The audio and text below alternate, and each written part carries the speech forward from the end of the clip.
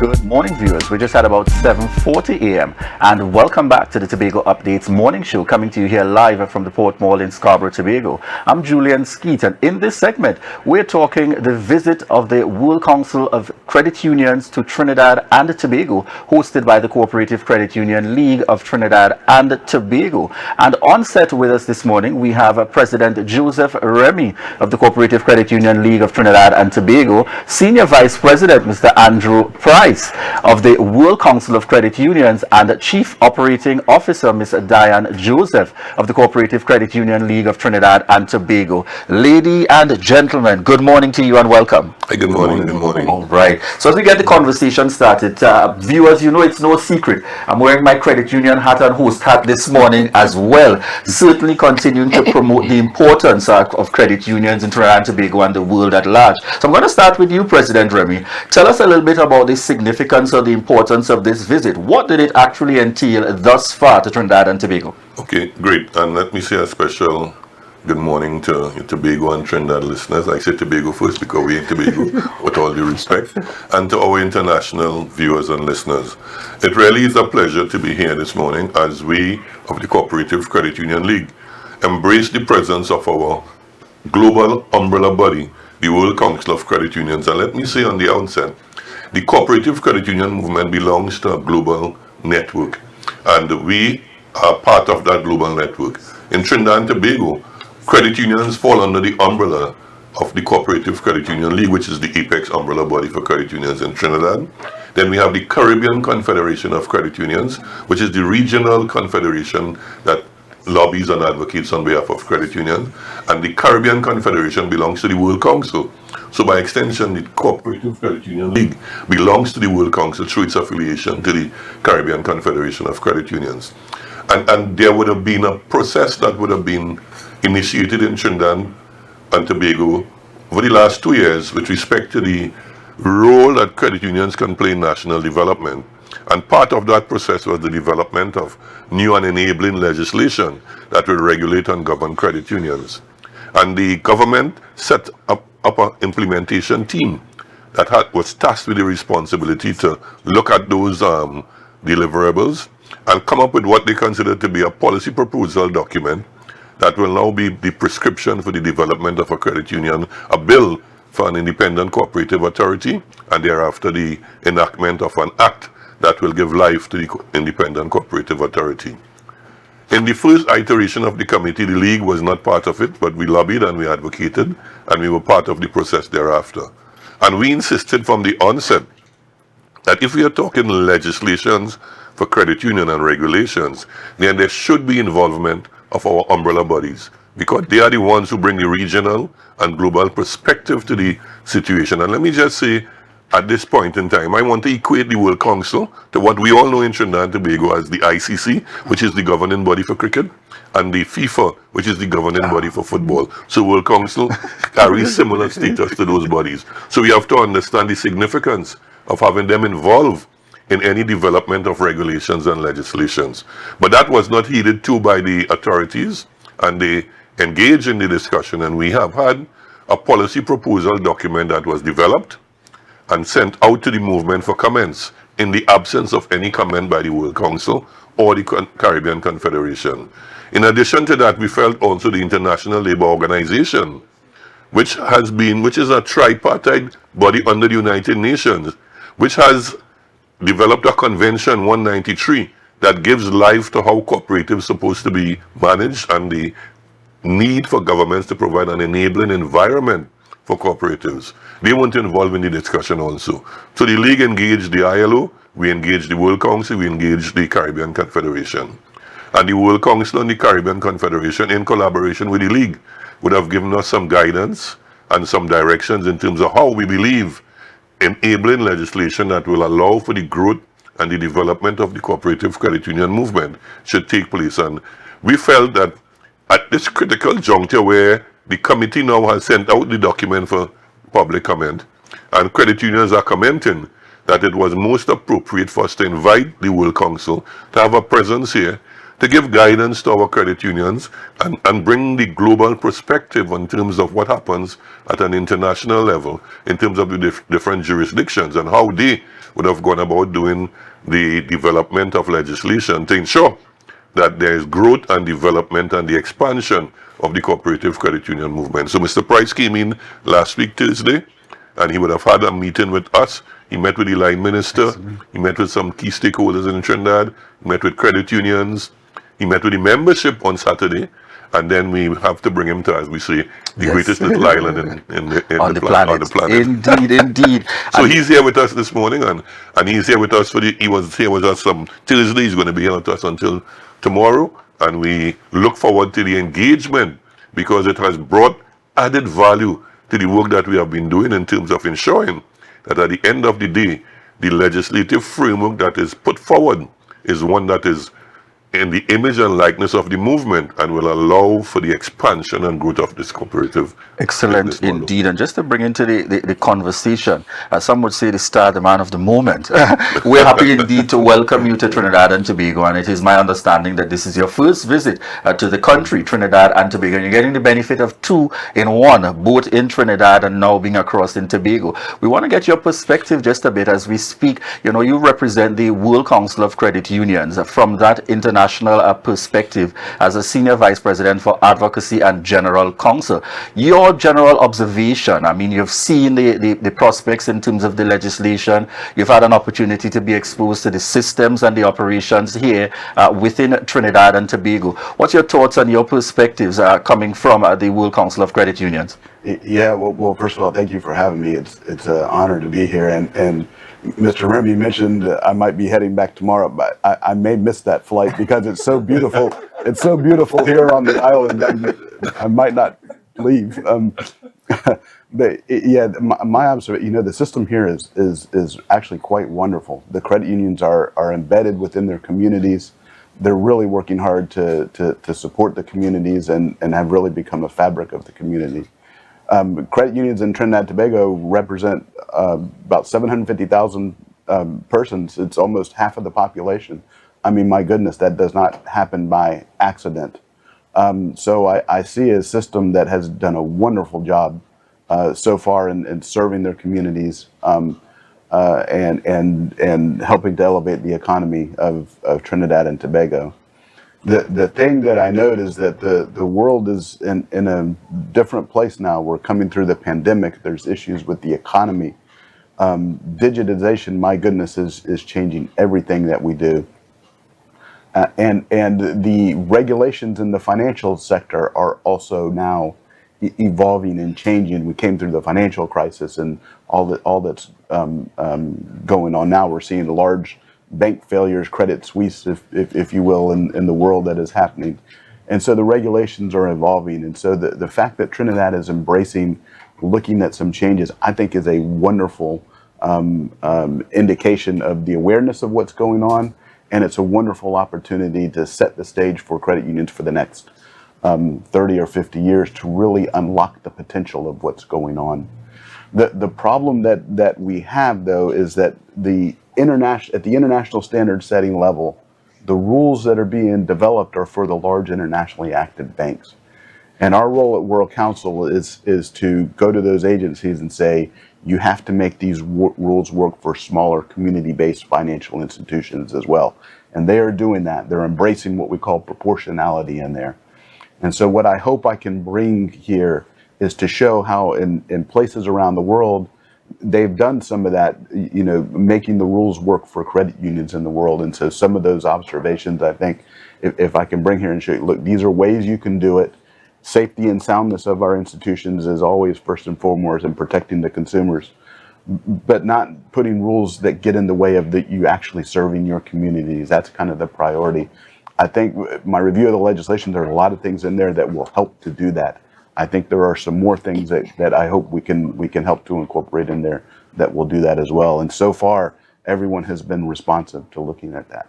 Tell us, from where you sit, we've seen a scenario, particularly in Trinidad and Tobago, where the credit unions are certainly serving some communities in instances and reaching out one-on-one. Would you say it's a similar situation out there in some parts of the world, where it is credit unions reaching out that hand where other financial institutions may not even venture to go?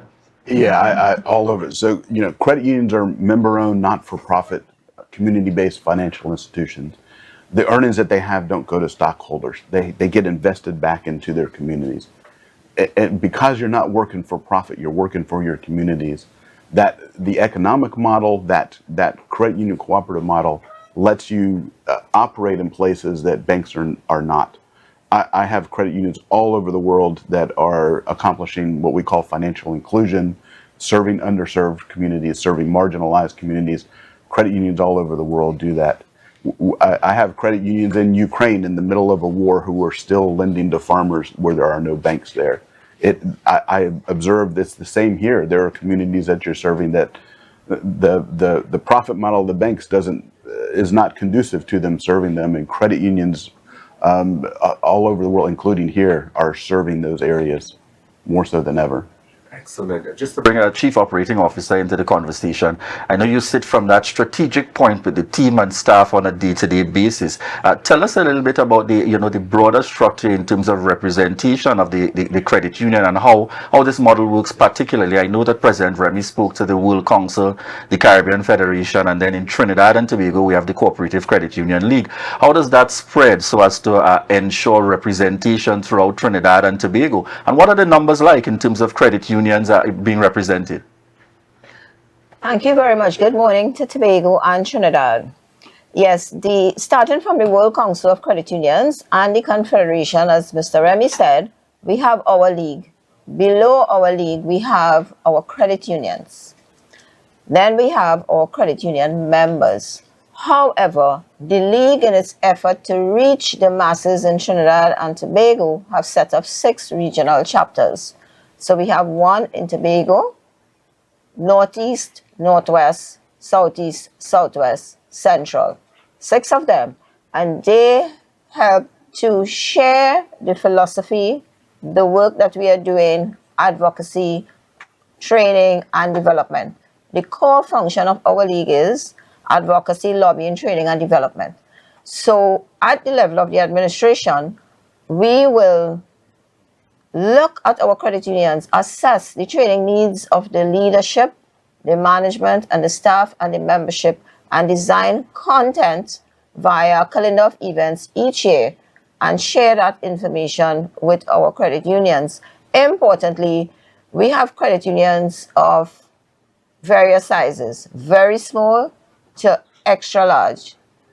To manage that and to ensure that all of them can adequately be served and reasonably priced as well, we develop what is called a shared services platform where credit unions can come to the league and benefit from our products and services, technical and otherwise, at very minimal cost. Because we want to get our credit unions all developed and moving up to the same standard at the same time. In Trinidad and Tobago, we have 129 credit unions. We represent 753,000 members, and we have an asset base of 19 billion TT dollars. This is not small. Therefore, we have to continue to work with our credit unions to develop the governance standards and to be sure that they are meeting all regulatory requirements. And that is kept uppermost in our minds to ensure that credit unions remain that vehicle where the medium, the small, and the upper class individuals can come in and feel a sense of hope and can gain financial independence and well-being. All right. Very important at that. And it was when you give the numbers that there begins to be that larger perspective. Because many would tell you in Trinidad and Tobago, they've been able to achieve so much through the simple credit union, giving them an opportunity to build little by little. Now, before we wrap this morning, I want you all to share with me very quickly, what do we hope to achieve ultimately coming out of this visit and all the work that has been done before? That forward look for the credit union movement here in Trinidad and Tobago. And certainly as the Chief Operating Officer officer mentioned, representative of the collective, and not just those who are financial, but financial and non-financial members and the services that are offered, but specifically as it relates to the legislation. Okay, what we would want is enabling legislation as articulated by the United Nations and by the United Nations Secretary General recently. And what we will also want to do is future-proof the institution, the cooperative credit union business model. We would want to ensure that the legacy that has been handed down to us by our forefathers continues into future generations. We don't want to see credit unions turn into out-and-out financial institution without the social construct. And that is of critical importance because credit unions don't only develop people economically and financially, we develop them socially. And that is the fundamental difference. So legislation, as Andy said, must be proportional. It must take into consideration the unique nature and construct of credit unions and allow the penetration rate of credit unions to increase and improve. Our ultimate goal is to have a 90-odd% penetration rate where every adult and persons who are eligible to be members of credit union are members of credit union, so that the cooperative credit union business model is the model that we will use to encourage and further advance people's financial inclusion and financial independence. That is our ultimate goal. Excellent. Senior Vice President, Mr. Price, as we look to close this morning, you've got the world view on this, the global perspective, your projection and the level of support that WOCU continues to offer to ensure benefit is derived to credit union. Where do you see things going in terms of in the coming years and what you hope will certainly continue to be achieved by credit unions? The credit union movement across the world is growing and getting stronger, and I see that happening here in Trinidad and Tobago. That with legislation that can really enhance safety and soundness, but really let that unique credit union member-owned cooperative model work and serve their communities. If the rules are designed to allow that system to work, the benefits for this country are enormous. Excellent indeed. And Chief Operating Officer, I know you've had the benefit of meeting with the Minister with responsibility for cooperatives, Minister Cummings, and then as well on this visit with the Chief Secretary for the Tobago House of Assembly. Particularly with the Minister, are you hopeful coming out of that visit and the work that you all continue to do that indeed, the views of the credit union movement will certainly be regarded? As of now, we believe that our views will be regarded. The minister, having heard from us by official correspondence, would have communicated and met with us personally and through his permanent secretary. And we remain hopeful. There's no need to doubt at this time, so we give him the benefit of the doubt.